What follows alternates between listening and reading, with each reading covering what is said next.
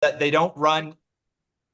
these businesses aren't running email marketing because they don't value email marketing. So you have to sell them on why it's a good idea first, and then sell them on why you're the person who should be doing it. And you're really like, you're doubling your workload or even quadrupling your workload, because like overcoming that objection of why they should even engage with this in the first place is really, really tough, right? Right. Yeah, I don't want to totally. cut into this, but I have a whole like thing that I talk about the circle of influence and how you, and like the marketing based on who you're talking to, how you have to change it. We'll do that one day. It's because Yeah. it's exactly it. I've said that. I have said the same thing over and over in the same conversation so many times. Yeah. Okay, are we ready? Yeah. Hi, everybody. Welcome, welcome to the LinkedIn Collective. I am Kimberly Clark. I am the founder of Freedom Driven Entrepreneur. Really excited to have you here. All of our recordings go live on YouTube. Now they go live the week after. They're also shared in the LinkedIn group. We'll have the link in the chat for you. So today's agenda is really awesome. We have Andrew speaking, which I'm so excited to have him speak on this. Then we have first 50 minutes as a speaker, and then we have our collaborative co-work segment, which is about 45 minutes for you to actually sit down and do actual work on your LinkedIn. And at the end, we will just wrap up and talk about what we worked on. So Elena, please introduce yourself. Yeah, Elena Reinhart, owner of Soul Social Media, where I help business owners shine online on all of the major platforms to tell their story and help them grow their business. And I want to encourage those of you that have not filled out our form to please go ahead and do that. I've put it in the chat. And we would love to continue to grow this group. So if you can help invite other people, including helping us identify great speakers that we could bring in the month of June, we would love that. We had a successful hot seat last week, so we'll be doing that again next week. And so we don't know who might be in our hot seat, so learn more about their own LinkedIn. And the week after that, we're actually going to have Kim talk about something that we have been talking about from our forum and the feedback of what people are looking for. So we'll be putting that out next week. So with no further ado, pass it back over to Andrew. Oh, no, I'm going to introduce. Can I introduce you first, Andrew? Is that okay? Sure, yeah, absolutely. Can I give you an intro? Okay, Please. thanks. And then I'll introduce it to you. So I have been so pumped to have Andrew talk since we first got introduced to him. He's brilliant. He's a gym owner turned copywriter, and he works mainly with online coaching business to scale like massively with email lists. He's very passionate about empowering small businesses and solopreneurs, and just being around him, having small conversations with him. Like, this guy knows his stuff. This guy knows, like, all of the greats are studying people from the past, and the few conversations I've had with Andrew, like, he's reading things that and studying things that are like the tippy top of the game of copywriting. So if you don't even know what copywriting is, you should definitely like tune in, listen to Andrew, because this is something that everybody needs for their business. And without further ado, Andrew. That was a fantastic intro. Thank you, Kimberly. I love the enthusiasm. That was great. So hi, everybody. Good morning. As Kimberly said, my name is Andrew. I'm a copywriter. If you're not familiar with what that means, it has nothing to do with copyrights, like in a legal sense, right? Copy just means text, basically, right? So my role as a copywriter with the businesses I work with is we develop anything for that business that is meant to make a sale and involves writing. So it's huge. It's a very wide subject. It could mean writing content for billboards. It could be writing Facebook ads. It could be writing scripts for commercials, anything. My particular area of expertise is sort of two things. One is emails, which is sort of mainly what I'm going to be talking about today because it's most relevant to social media. And my other area of expertise is sales pages for products. So websites designed to get customers really excited for your product or your offer, and then either book a call or just outright make a purchase at the end of the page. Now, emails and why they're so similar and why they're so related to social media and why I'm here talking to you guys today. Emails are a great way to get in constant contact with your audience, typically because they visit your website, because they've sought out your services or your products for some reason, and they've opted into your email list, right? So we call it cold emailing. We're not cold emailing people who have no interest in the product, right? So you sort of and you could think of that as similar to someone connecting with you on LinkedIn or sending you a friend request on Facebook. It's sort of the same thing, right? Another strong similarity is that a lot of the power of email marketing comes from constant engagement with your audience, which is the exact same as social media. You have to create this content constantly and always be pumping it out. And it has to be not just content, but content that's relevant to your offer and content that's engaging and interesting for your audience, right? And this is the place where a lot of people who are, I wouldn't even say newer to business, but there's very well-established business people who really struggle with this skill of constantly communicating with sort of like an audience that doesn't necessarily give you a ton of feedback, right? Which is the case with social media. There might be thousands and thousands of people that see a post, and maybe a couple of hundred of them might comment or send a like or something like that, right? So the feedback can be a little bit one-sided. So creating that content, especially day after day after day, which is where the real power comes from, can be a little tricky. So the first thing I want to talk about is a way for business owners, especially small business owners and solopreneurs, to have like endless ideas for content to talk about every single day. And the way this content can be made super, super personal to generate a really strong connection between you and your audience. Because as most or many or all business people know, people who make a purchase, who buy from people who they know, like, and trust, typically, right? So the concept here is it's a pretty easy skill. It's a skill and a habit, right? There's two separate things. I'm going to talk about them a little separately. So the first skill is learning to spot events, conversations, anything that happens in your day-to-day life that you can connect to a message or a lesson that's related to your product or your offer, right? And that might sound a little tricky, but when you get some practice at this, I mean, it could take you a week or two, and you're going to have more ideas for content every day than you could possibly produce. But it goes in hand, getting good at that, with the habit, which is writing every day, right? As much as social media and the internet and stuff has really been leaning towards video style content in recent days, writing is still kind of like the fundamental baseline skill that sort of feeds into and becomes relevant to all other things, right? So if you're going to make a video, your videos will be improved by developing your writing skill, because you could make a stronger script, just to use one example, right? So the habit for you to develop is to write something every day. It doesn't have to be long. It could be a sentence or two. It could be 250 words. It could be 700 words if you really get sort of on a roll, right? Now, that's great because it develops your communication skill. It makes you better able to connect with your audience. But it also, and most importantly, develops this skill of connecting little events in your day and in your life to your offer. That's the really important skill to develop, that is accelerated very, very rapidly by writing something every day. And that might sound like a skill that takes years and years and a long, long time to develop. It's not. If you can set yourself a challenge to write something every day for 7 days straight, watch the ideas that you have by the end of that week. It's going to be crazy. Keep a notebook or something and write down the ideas for content that you get, because you're gonna have more ideas than you could possibly pump out, right? So that's number one.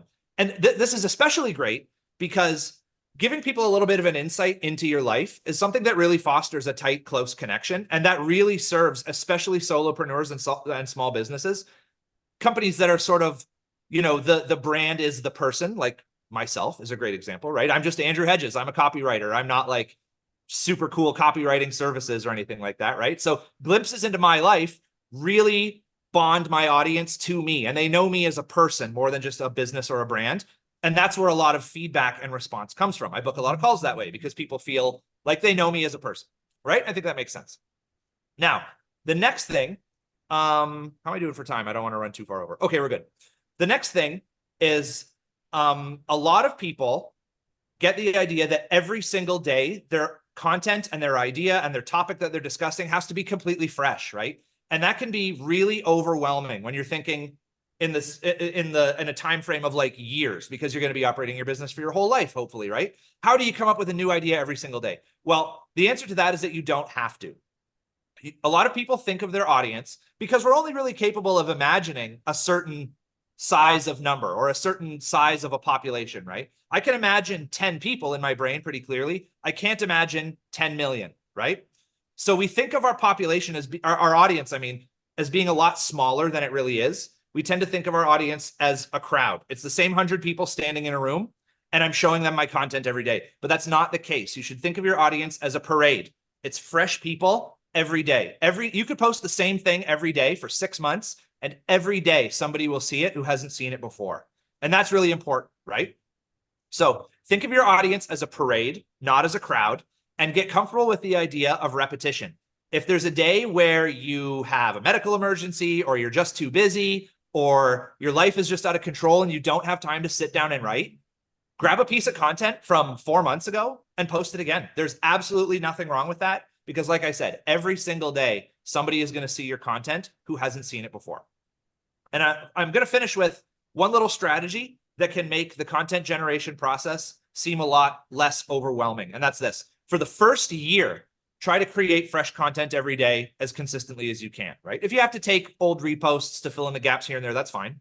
But the following year, review the content you produced the year before.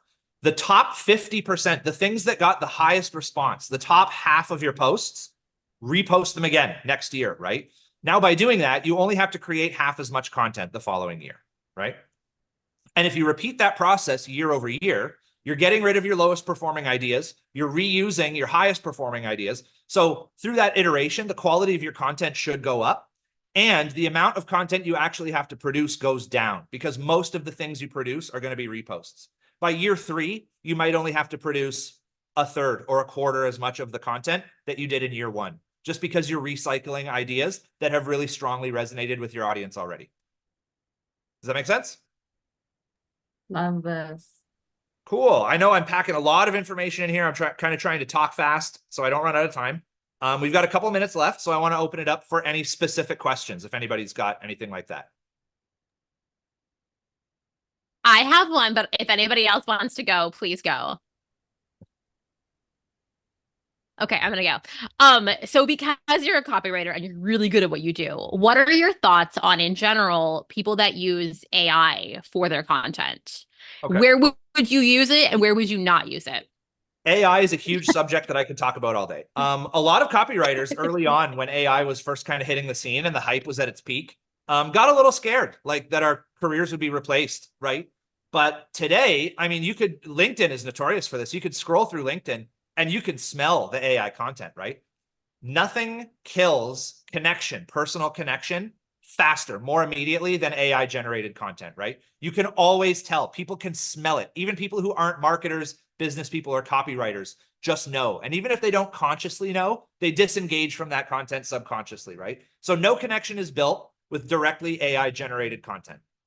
What AI is good for is research, generating ideas, right? So you can speed up the process of everything that isn't exactly fingers on the keyboard getting your ideas out of your head, right? If you have a question, you don't have to go to Google and spend hours reading blogs and articles and stuff like that.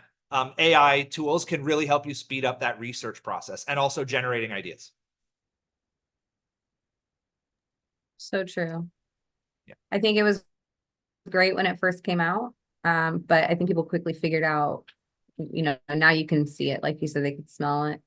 I think it's great to kind of give you like that structure, but then you need to personalize it and add your own personality to it, not just like copy and paste and post. I mean, like, maybe this is something that's a little bit more specific to me because I write sort of full time as a profession, but the output that I'll get from an AI sort of text generator, I have to spend more time fixing it than it would have taken me to just write it myself in the first place, right? Especially if my research has all been streamlined by using those AI tools, right? So for me, and I think for you guys, right, if you take my advice from today and you get in this habit of writing at least something, it doesn't have to be comprehensive or long every single day, very quickly you'll get to the point where you can generate your own copy faster and better than it would take to generate it with something like ChatGPT and then fix it.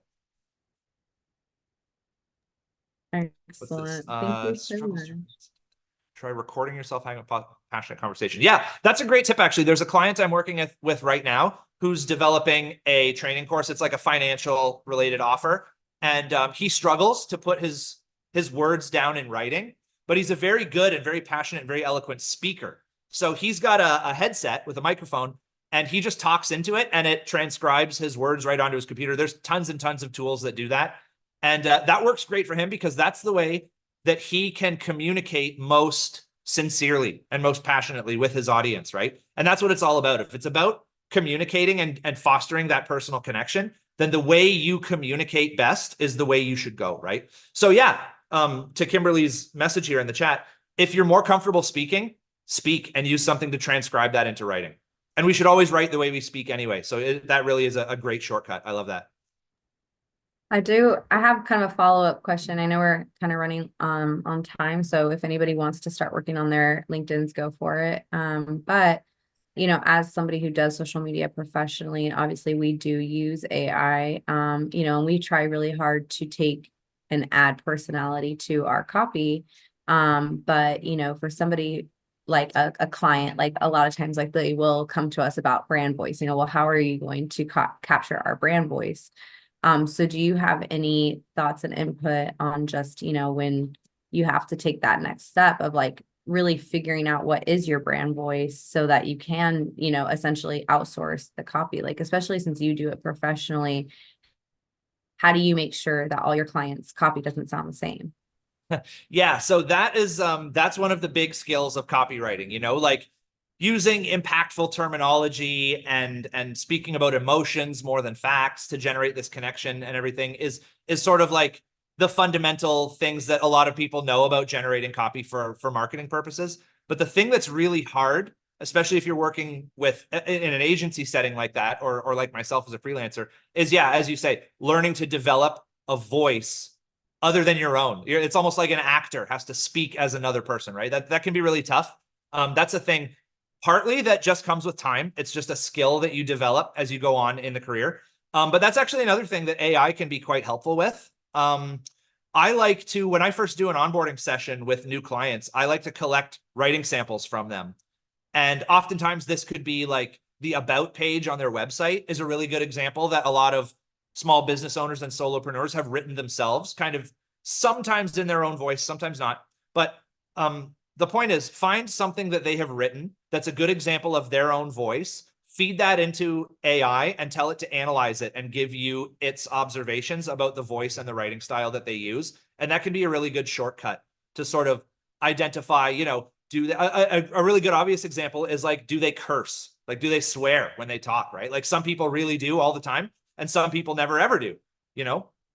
ChatGPT, that's something that's easy for us to spot ourselves, but there's examples like that and ones that are a lot more sort of specific that AI can pick out for us and identify. Like they tend to use run-on sentences, right? That's a good example. And that's something I always have to pay attention to in my copywriting practice. I know short sentences are better, but some of my clients just go on and on, right? And I should strike a balance between preserving that or not, right? So AI is, to your answer, to your question, AI is a great tool for analyzing voice and style. Awesome. Yeah. Thank you so much. It was really valuable. We love having you as part of the LinkedIn community, and we hope you'll continue to be here and be a part of it. Yes. We really appreciate it. All right, everybody, we're going to break off to work on our LinkedIns. We'll come back at 10:55 to brag on what we accomplished. And if you have any questions for Andrew, use the chat. Thank you, guys. All righty. Hope everybody had a productive 30-ish minutes. Who wants to kick us off with what they accomplished? I'll kick us off. Okay. So I spent the last 30 minutes catching up on DMs on LinkedIn. LinkedIn is a platform that I don't check and monitor as much as I should. I spend a disproportionate amount of time on Facebook. So answering some DMs, going through some connection requests. Some were good, some were bad. And the rest of the time I spent going through like suggested connections that LinkedIn has for me and sort of sending connection requests and reaching out to either business owners or sort of like colleagues I have in the space in my career. It warms my heart, Andrew. That's why we created this. Because Kimberly and I felt the same way. Or like, we know we should spend more time on it. You know that those pending notifications are there. Those messages are there. I know when I first started doing this, there were like leads in my inbox that I like never even saw. So yeah, so happy that you're here. We hope that you'll continue to time block us in, because that was the whole reason we created this space. Thank you for being here. Stacy. Good morning. Hi. I loved listening to you, Andrew, and appreciated the note about going back into the content to see what actually worked, what is doing well, and then using that. And so I actually hopped over to my website and looked at some of the emails and looked at some of the posts that were getting the most engagement, and then thinking about how can I maybe repurpose some of those or write something for LinkedIn. And then I also did the connections thing. I was in a training last week, and so I reached out to some of the people that I met there. I did the messages, and then just realizing, oh, like I'll post the event again, but it's like I've got to take this picture from over here and get it there. So I'm like, wow, I would if anyone's good at organization of digital stuff, that would be amazing. So that appeared also because I find that I'm always looking for things and I think it's here and it's not. So I also had that awareness come in because I was like, damn, I'm like spending more time looking for stuff than I'm actually like doing what I'm trying to do. So yeah, that was a great learning. Mhm. Awesome. Lily?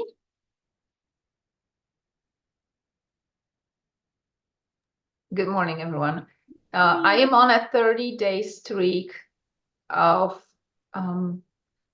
what I call it, a fortune is in a follow-up. So I'm connecting with people. My challenge is to connect with 5 people on LinkedIn every day. So I've been doing that, responding to messages, reading the messages.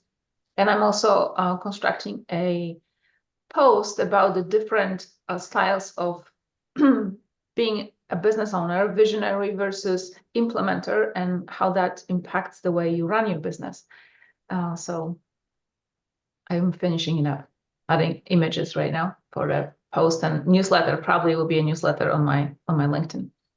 Thank you. Awesome. Yeah. And good job on that challenge. That's a lot. So, Rodrigo? Yeah, I was looking at some results of a post I posted yesterday. It was, Andrew told something that really resonates with me about, how much AI there is in LinkedIn right now.